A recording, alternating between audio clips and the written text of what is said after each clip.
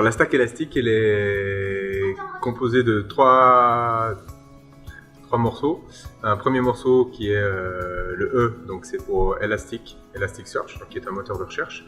Le L, c'est pour Logstash, donc qui est un agrégateur de logs.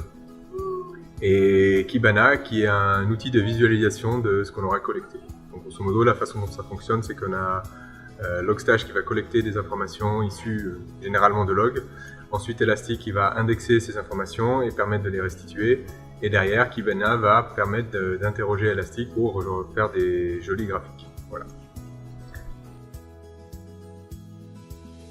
Alors à Bootstart, ce qui nous intéresse principalement, c'est le composant Elasticsearch, parce qu'en gros, ce qui nous intéresse, c'est de l'utiliser comme moteur de recherche. Donc en fait, nous, on s'en sert à la fois comme base de données et comme outil de moteur de recherche. En gros, toutes les capacités d'Elastic sont les mêmes que celles qu'on peut trouver dans des technologies qu'on appelle NoSQL, type MongoDB, etc. Avec la valeur ajoutée que Elastic qui permet en plus de faire de la recherche full text. À Bootstart, on utilise Elasticsearch dans tous les projets internes qu'on développe pour nos clients. On l'utilise déjà comme moteur de recherche parce que c'est ce pourquoi il est fait.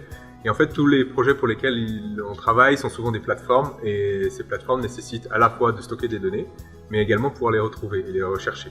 On peut aussi l'utiliser comme moteur de recommandation. Donc on a quelques projets, notamment une startup auquel on a mis en place un moteur de recommandation s'appuyant sur la capacité d'Elasticsearch. Donc le choix d'Elastic, il a été fait aussi parce que il est à la fois capable de faire du stockage du search, mais également de faire de l'analytics. Donc ce qui est intéressant avec le côté analytics, c'est qu'ils ont quelques capacités de calcul statistiques qui sont au sein de Elasticsearch qui nous intéressent, parce que ceux-là, on peut les utiliser pour faire des approches un peu avancées, dont le moteur de recommandation, mais également pourquoi pas faire de la classification et ce genre de choses, donc des choses un peu avancées.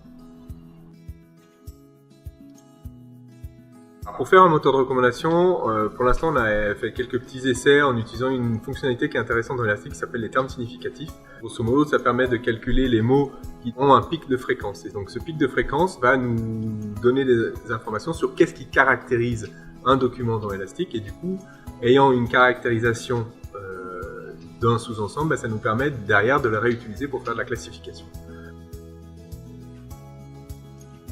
Oui, on a un projet de R&D interne qui consiste à développer une plateforme de Smart Knowledge Management avec l'objectif d'utiliser de l'apprentissage automatique notamment, mais interactif, dans le sens où l'apprentissage automatique classique consiste à prendre un jeu de données, apprendre un modèle et ensuite réappliquer ce modèle sur un autre jeu de données. Là, l'idée, c'est plutôt de faire de l'apprentissage interactif où en gros l'utilisateur est partie prenante de l'apprentissage et pouvoir apprendre des règles qui correspondent à son problème en particulier.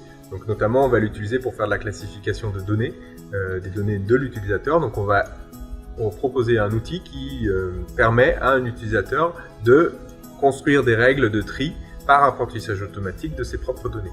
Et pour ça, effectivement, on va utiliser Elasticsearch, mais pas que, peut-être d'autres algorithmes disponibles dans d'autres bibliothèques, ou sinon développer nos propres algos en s'appuyant ou non sur Elasticsearch. Donc là, l'objectif, c'est d'avoir quelque chose d'un peu efficace.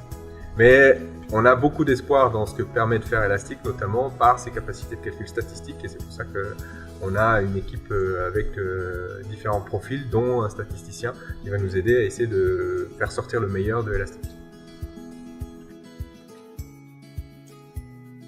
Nous, on a une stack basée sur Apache Camel, donc qui va permettre de construire une API REST notamment, et derrière de communiquer avec Elasticsearch. Donc souvent en fait, en gros, ce qui se passe, c'est que la partie Apache Camel va construire la recherche pour Elasticsearch, qui lui-même va retourner son résultat, et le post-traitement va être éventuellement fait dans Apache Camel. Donc Apache Camel, on l'a aussi utilisé pour intégrer différents composants. Donc en fait, on a fait ce choix de cette techno parce qu'il a beaucoup de connecteurs avec différentes autres solutions, et donc qui nous permet de faire la collecte de données et l'intégration dans Elastic.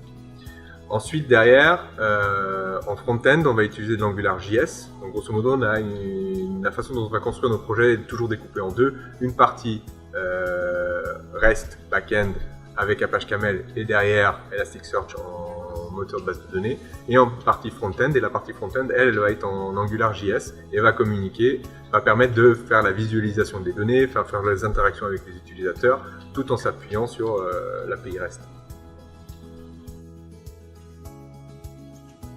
Elasticsearch est beaucoup demandé sur le marché, surtout avec le gros trend sur tout ce qui est Big Data. Les gens, ils ont pas mal de données à analyser et Elasticsearch, c'est justement un outil très adapté à l'analyse de contenu, notamment textuel, mais pas que.